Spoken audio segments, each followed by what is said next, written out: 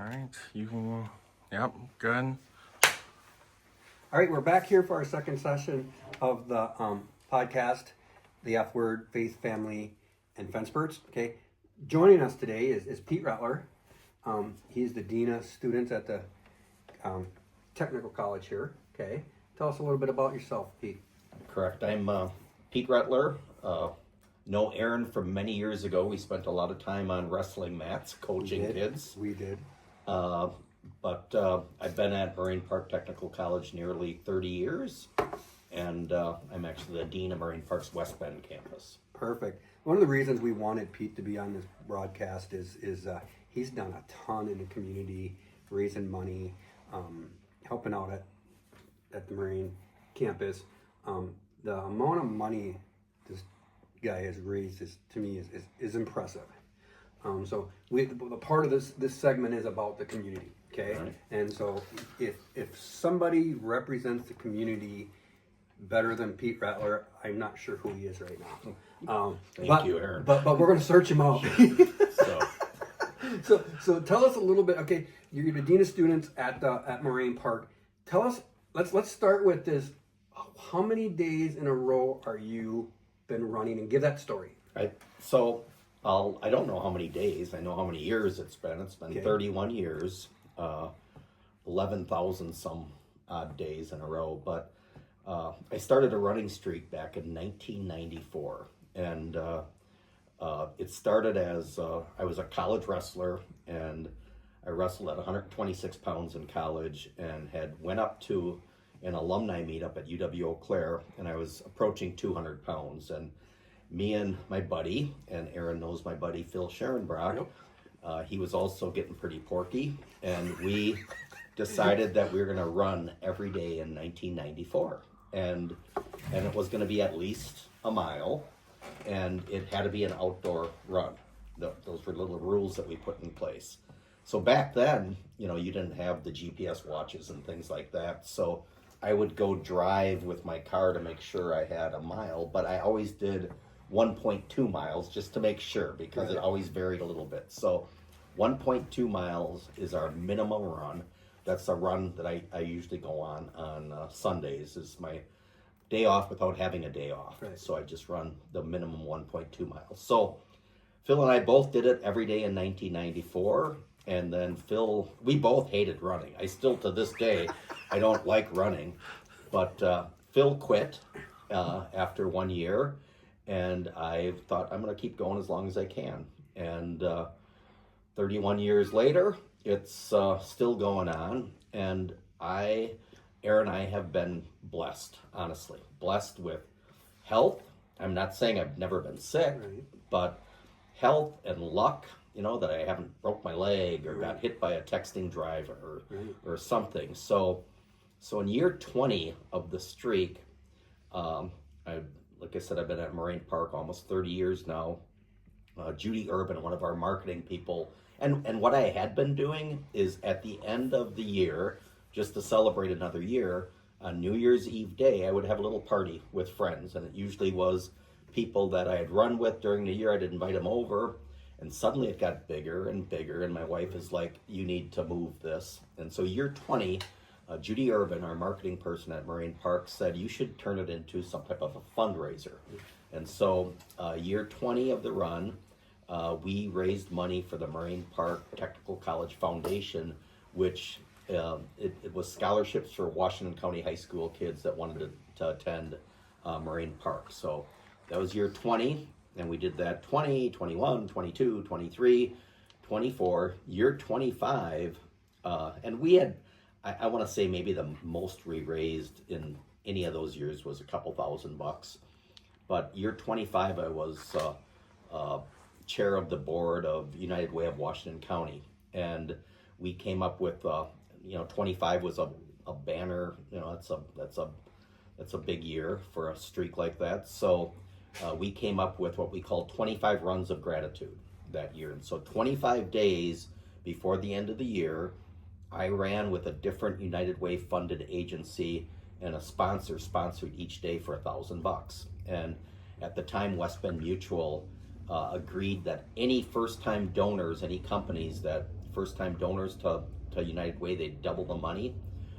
So we ended up raising $34,000 back in for the United Way back in year 25. After that, year 26, I've been involved with the Kewaskum Remembers 9/11 board. So if you guys know the story in Kewaskum, Gordon Haberman, his daughter Andrea lost her life in the 9/11 disaster. Just a sad, sad story. There's a book, A Few Sleeps Away, written by Mike Nichols, and everything that could have went wrong for that young lady that day went wrong. That put her on that floor that got hit that day. And I always compare that to everything that's went right for me. Right. For 31 years, not to miss a day, and I've got to give back. There's few people. There's people with streaks longer, believe it or not. But I've been blessed. I've been so blessed. So that's my way to give back and sort of say thanks, and maybe I'll get another year. So last year was 30, another milestone year, and we did 30 runs to remember. So we did 30 days, same type of premise, $1,000 a day. We got sponsors for, and then we remembered somebody with Wisconsin ties that lost their life in the 9/11 disaster. So we raised I think $34,000, and all the money that year went to the biggest obstacle that schools have to visit the memorial is the cost of busing. And so we decided that we were going to create a busing fund. So now schools, if they want to visit the memorial, they can apply for money, and we'll pay for the busing. So that was a big success. It's easy to raise money when there's a good cause. So this year it was back to a one-day event, and our goal was to raise $15,000, and our plan is to bring the Tunnel to Towers Mobile Museum. We're going to bring it to Moraine Park. So we needed to raise at least 15. We ended up raising 19.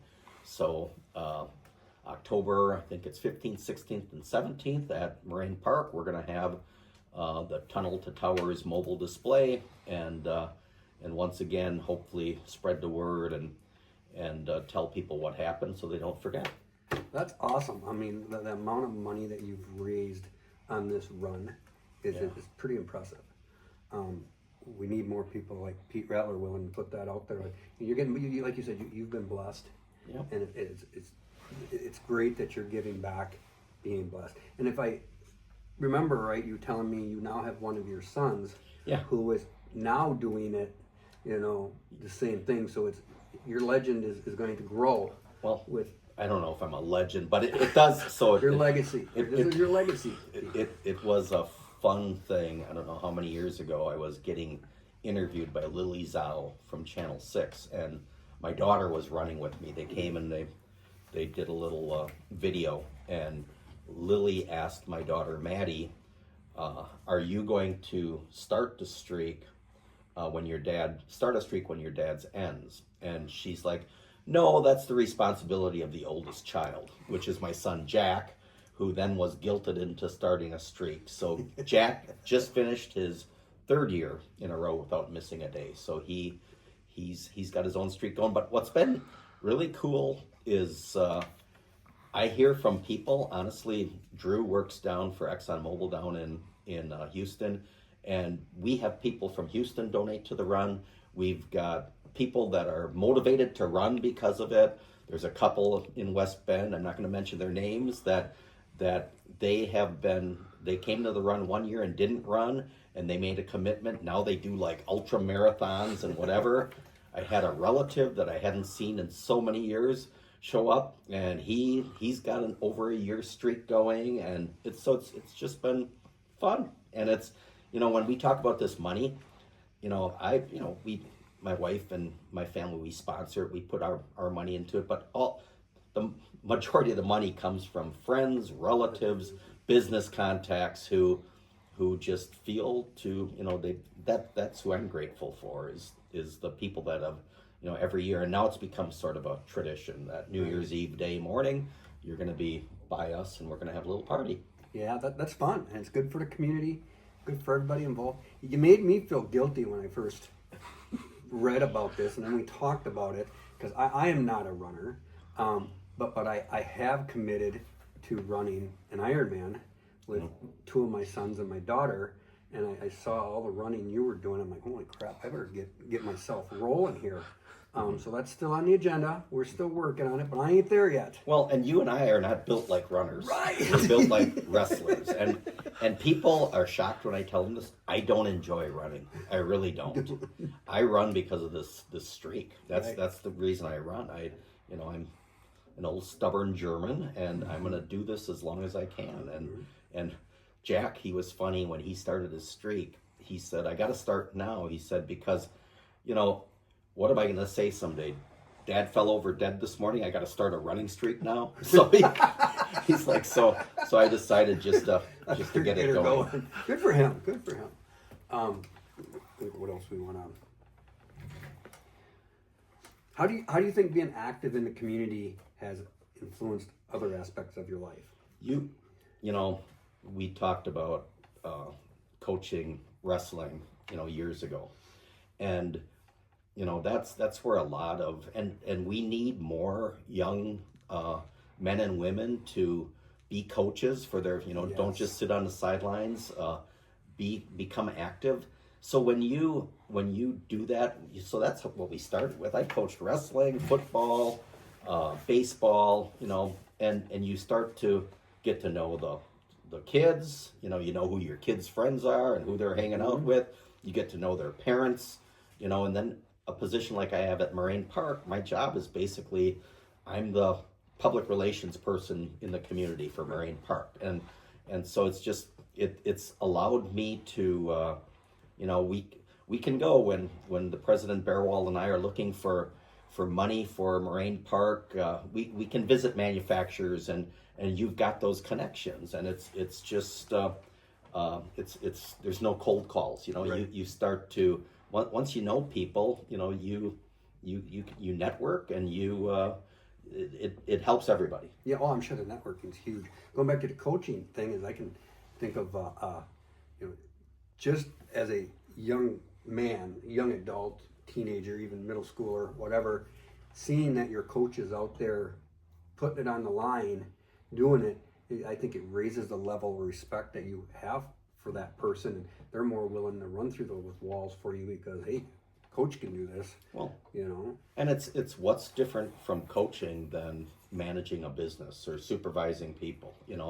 You've got to lead them and figure out how to everybody's different, right? You got to motivate them differently to get things done, and to get things done, and you learn that by that's how I learned to deal with people. And it still bugs me to this day. And I've got a good buddy at work, Pat McCain, whose kids are young right now, and he's coaching sports and whatever. And it's we need more people not to sit on the sidelines, to volunteer. And I never played baseball, but I still could coach. and take a role on, so it's there's not enough people are stepping up to do that. Oh, absolutely. There's not enough people doing the coaching. There's not enough people doing the roughing. Yeah. Oh, yes, for sure. That's another area that we need to fill that gap, so that our young ones have a place to go and get a healthy, education, and then whatnot. Going back to the business side of it, that was one of my biggest things I had to learn running a business. Was, you're 100% right. It's just like coaching. When I was younger, I was more of a hothead, and I hired 3 guys, hope to keep 2. When I learned that hey, everybody has a skill. Yeah. It's my job to find that skill, use that skill, and cultivate them into doing the things we need them to do. So the open door model, going through the door every day, kind of slowed down a lot when I learned that lesson. So that's a great business stick there, that coaching and that's the same, and all your experiences bringing that together. Great stuff. What advice would you give someone who wants to become involved in this community? service clubs are a great way to do that, and a lot of service clubs are, they're suffering for numbers because people just aren't doing that kind of thing. I can tell you the West Bend Sunrise Rotary is going gangbusters. It's they're doing really well. So, but get involved doing something like that. Volunteering. I mean, there's so many activities, so many events that are going on that you can volunteer, and like I said, it helps with the networking side of things. So it's however they can get involved, and you don't have to be paid for everything that you do. It's sometimes best lessons you learn are when you do one of those volunteer activities and have to deal with people. So, and on the business side of it, when you're inside those organizations working and doing things or donating things, it always seems to find its way back to you. Oh yeah. Okay. Yeah. I use the example of the Washington County Fair. We spend quite a bit of money there for the 4-H. Yeah. And people ask me, how do we do that? Well, number one, I love giving back to the 4-H. Those kids put a ton of time and effort into it. A lot of those families I know pretty close, and I watch from the day they bought their pig to the day they sell their pig, or whether it's a steer or a sheep. And so it's a commitment we've made to the community for that. But go along with that is, I can't ever remember a year where I couldn't physically look at jobs and stuff that we got based on us giving back to the community. So my pitch here for businesses is that don't be afraid to give. Okay, the Lord gives you what you give. Don't be afraid to give back to something, because somehow it's going to come back to you. And I find that being huge, and that's one of the reasons we want to grow in the community, and people recognize us in the community, so that people trust us to begin with, and then they realize we're not here just to take their money, because we're not. And don't, the other thing is so many, I don't want to be stereotypical, but so many young people nowadays, they spend too much time, looking at their phone and whatever, and the physical activity. And you and I both, probably can give 50 examples of wrestlers that we coached through the years that are now very successful doing something. It's that sacrifice and work ethic that you have to develop. I rented 17 acres behind my house where I live over in West Bend, and I did that so the kids could experience baling hay. And it's something I grew up on a farm, so I had all types of opportunities to learn different skills, work with my hands, and have to get up on time and whatever. So it's not enough of that is happening, and there's plenty things you can do to get outside and get some work done, and volunteer and Absolutely, different things. absolutely. Volunteering is a key, and we should push more of it and do more of it. Even ourselves here, I don't feel like we do enough, and we talk about it a lot, and we got some plans to add some things, and then we hope to do that. What did you like to say in closing, Pete? Well, I appreciate connecting with you again, Aaron. It's been a long time. So, but like I said, this is networking. I told Aaron the previous time I had seen him is when I was working with, on a volunteer board for the AIS, the Fair Park. They did fencing over there and whatever. So, so I appreciate connecting with you again. And I'll leave with this. One of my biggest pet peeves is somebody that comes up to me and says, 31 years you've been running. I wish I had the time to run every day. And it drives me nuts, because I raised 4 kids. I volunteered, coached. You can find 20 minutes any day and to get a run in. So you can always find an excuse not to do it. But so that's my closing thing is, if you want to do it, you can find the time. And like I said, I will never, take for granted how blessed I've been, to not have been sick enough. I've been sick. I've had kidney stones, and I've been able to run. And sometimes it's, this past week I wrenched my back, splitting wood over the weekend, and Monday was cold and I was hurting, and I'm like, why do I want to do this? But when you're done with it, you're like satisfied. I feel pretty good now. So Yeah, and something to go along with that. If you want to be successful, get uncomfortable. All right, Pete, thanks a lot, man. Yeah, thank you. Yeah, we'll have you back sometime. All right. Thank you.